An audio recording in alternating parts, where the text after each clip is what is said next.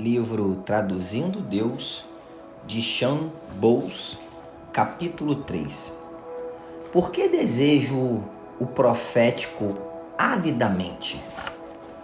Eu era maduro o suficiente para entender que aquela mulher que estava sentada à frente dos meus pais estava com dor, e meus pais me disseram que a dor estava em suas costas.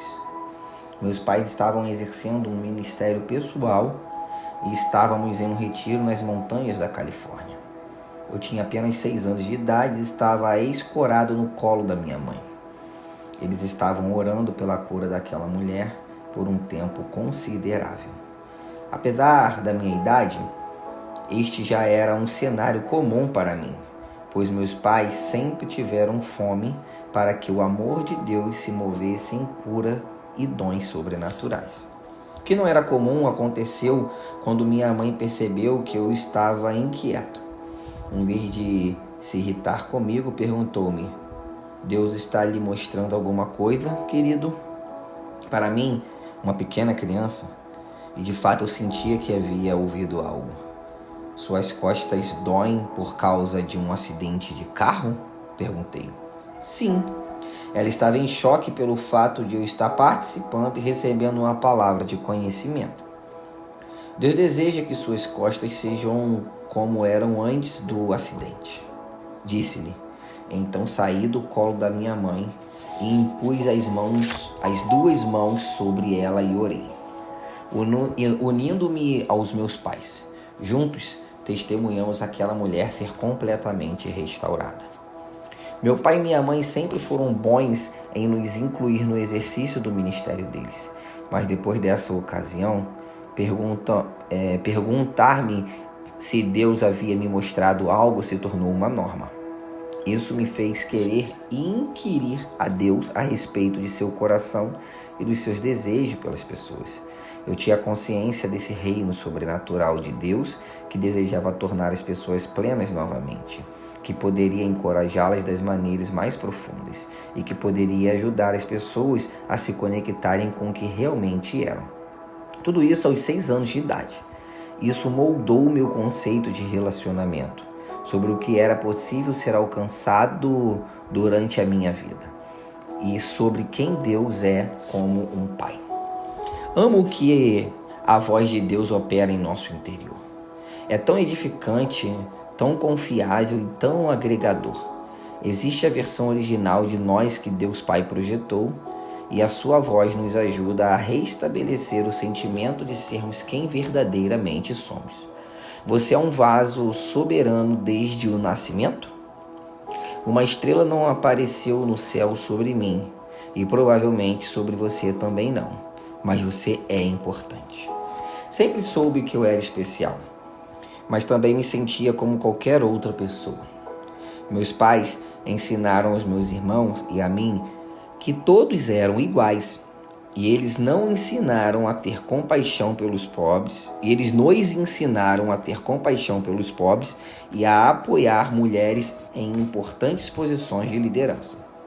Eles valorizavam outras etnias e outros grupos sem nenhum preconceito. Não eram perfeitos, nem mesmo nessas áreas, porque não haviam crescido com um conceito maduro de como isso é na sociedade ou na igreja.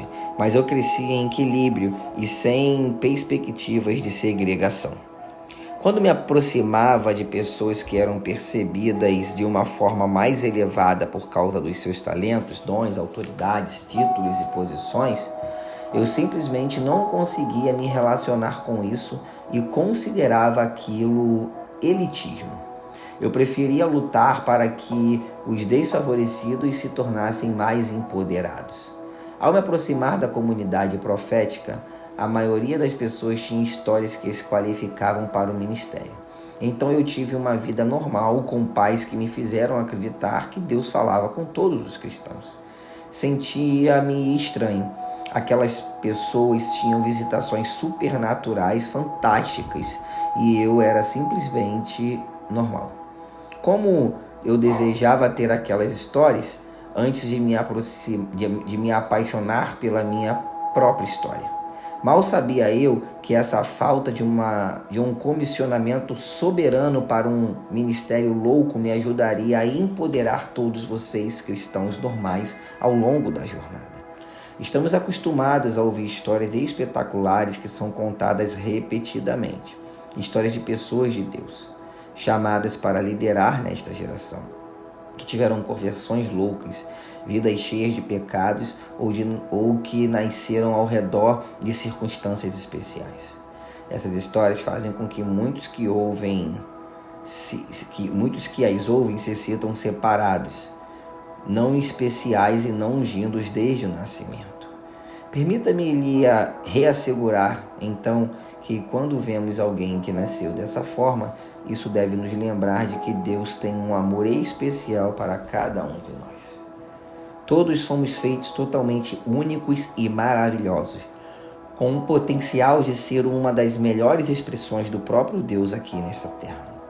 Não precisamos de uma marca de nascença profeticamente colocada sobre nosso tórax, como sinal para nos dizer o que a Bíblia já nos disse.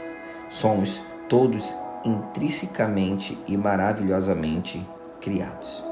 Buscando relevância. Durante minha adolescência, recordo de me perguntar grandes questões. Quem eu era? O que eu era? Para onde eu deveria ir e prosperar? Existe injustiça para todas as dificuldades nesse mundo que eu estou enxergando? Posso ser significante para Deus? Comecei a orar de verdade e a tentar descobrir por que esse maravilhoso Deus havia me escolhido para vir nessa terra e nesse momento. Ainda que minha família seja incrível, eu não conseguia encontrar as ferramentas para definir algumas dessas questões. Houve um determinado momento em que eu lia a Bíblia todas as noites, inclusive a lia completamente em um mês. Eu lia o Novo Testamento de 3 em 3 noites, sem parar. Eu estava tentando descobrir a resposta para o meu coração questionador dentro das Escrituras. Certa noite, depois de um longo e difícil momento de busca sem muitos resultados, eu tive um encontro com Deus. Não descreverei tudo a respeito dele, mas aconteceu aos 15 anos de idade, enquanto eu morava com os meus pais. Eu ouvi Deus dizer: vá para o seminário da família amanhã. Meus pais haviam falado para mim e para minha irmã sobre um seminário familiar em uma igreja em Sacramento, na Califórnia, que fica a 120 quilômetros de São Francisco. Como não poderiam ir, perguntaram-nos se desejávamos ir. Respondemos que não, porque minha irmã mais velha e eu iríamos querer ir a uma igreja que não conhecíamos para um seminário de que não fazíamos ideias do que se tratava. Mas acordei o dia seguinte, depois daquele encontro, sabendo que deveria ir. Perguntei à minha irmã e ela estava disposta a ir também.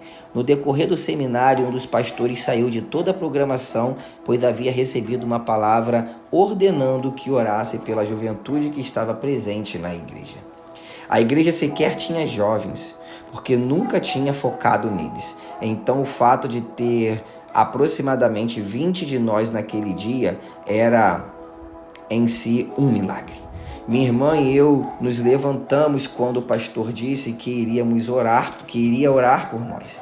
Não sabíamos o que esperar, mas um homem veio até nós e ficou à minha frente.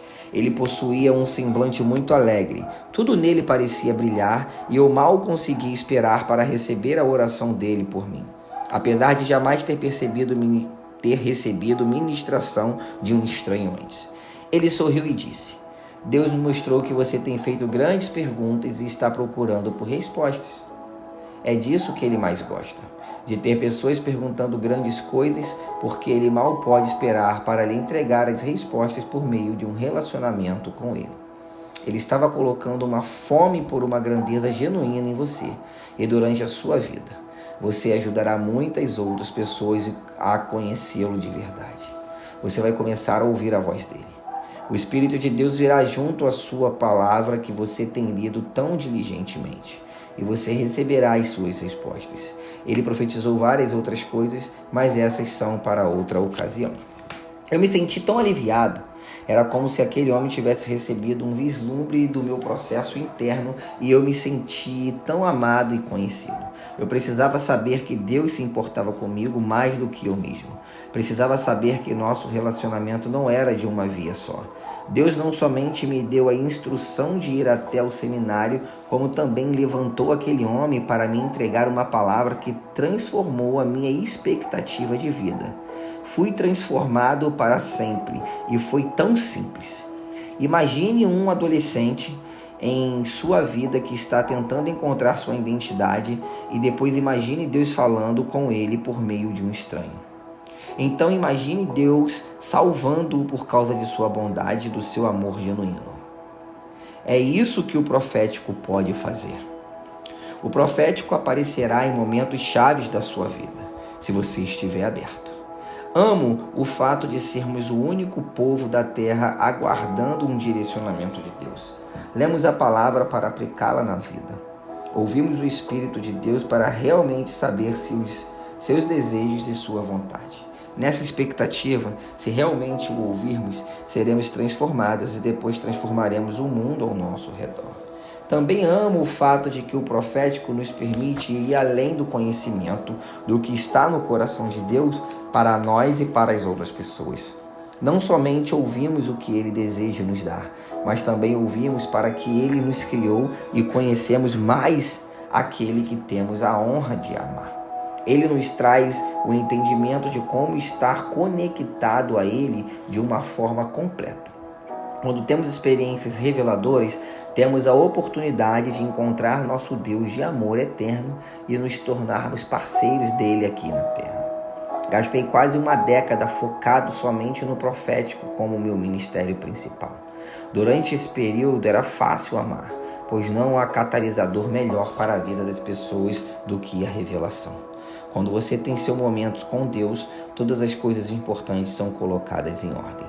Você recebe ajuda para se relacionar consigo mesmo e com o mundo ao seu redor. O profético é uma ferramenta de relacionamento.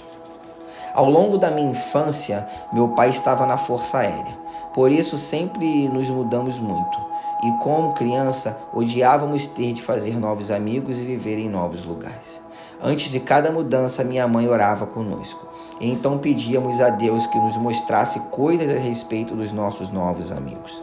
Pedíamos para ouvir a sua voz e ver o seu coração para a nova comunidade onde iríamos morar. Lembro-me, certa vez, que minha mãe nos fazia anotar qualquer coisa que ouvíssemos. Eu havia visto algumas imagens, então eu desenhava as visões e os encontros, e com isso Deus me preparava para as novas amizades. Eu carreguei isso para a minha vida e orei quando me mudei pela primeira vez para Kansas City, no estado de Missouri. Estava preocupado em ir para lá porque todos ali haviam crescido juntos e eu queria me sentir isolado em uma comunidade que já havia compartilhado toda uma vida juntos. Comecei a perguntar a Deus a respeito das pessoas e Ele preparou o meu coração e me mostrou coisas sobre alguns dos meus futuros amigos. Isso tirou a ansiedade que eu sentia a respeito da mudança e eu mal podia esperar para conhecer as pessoas aos quais eu já orava, mesmo que eu tivesse apenas algumas vagas ideias de quem eram. Também praticávamos ver nossos amigos no final da corrida com um troféu em mãos. Isso se tornou uma habilidade essencial para a amizade, pois quando você é mal compreendido ou até mesmo em situações delicadas, você ainda assim pode escolher ver a pessoa como ela realmente é. Quando você enxerga com esse valor, isso pode lhe ajudar a atravessar uma situação e encontrar uma resolução completa dentro de um novo espaço saudável. Quantas pessoas param de ver seus cônjuges ou seus melhores amigos como eles realmente são no meio de conflitos e permitem que rupturas aconteçam? Amo o fato de que ouvir a voz de Deus lhe dará uma oportunidade que jamais teria tido sem a voz dele. O ator famoso. Estava almoçando certo dia com um ator e músico, e ele sabia que eu era um ministro, mas não sabia nada sobre o meu ministério profético. Foi um almoço muito agradável, porém muito superficial. Finalmente, nosso amigo em comum disse: "Devemos orar juntos antes de irmos?" por que você não começa, Chão? Imediatamente ouvi Deus dizendo: diga-lhe para ir para casa e jogar fora os jornais que ele tem guardado na segunda gaveta da sua escrivaninha. Eles dão um relatório que não é correto a respeito de dois assuntos diferentes. Eu tenho um grande relatório para ele que o possibilitará viver a vida abundante de João 10:10. Eu não sabia como seguir adiante com aquele tipo de instrução ou palavra, mas fiz toda a oração normalmente e contei que havia ouvido. Sinto que Deus me mostra que existe alguns jornais na sua escrivaninha, na segunda gaveta. E ele diz que eles dão um relatório falso a respeito de dois assuntos distintos. Você precisa jogá-los fora e perguntar a Deus qual é o relatório dele. Ele ficou pálido. Você faz ideia do que está falando? Ele me perguntou. Não, apenas ouvi Deus dizendo isso.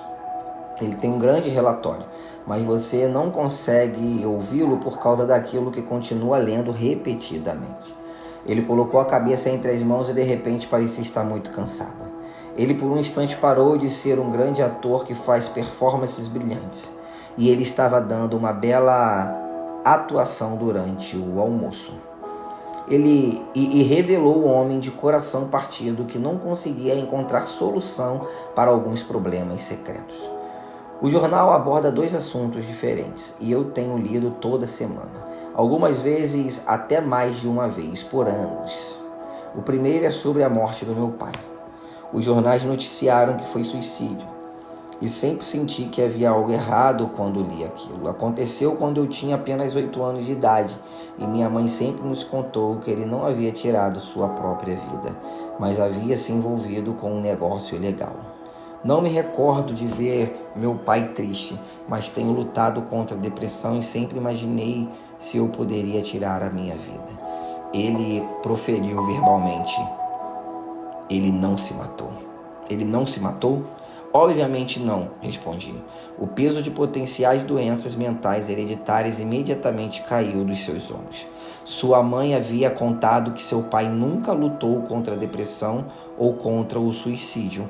Mas ao ler o jornal repetidamente, ele se abriu para a tristeza e a depressão com pensamentos suicidas persistentes. O peso do mundo saiu dele. Por algum motivo era a resolução que ele precisava. O segundo artigo ele explicou, eram críticas especializadas dos seus 2 primeiros filmes.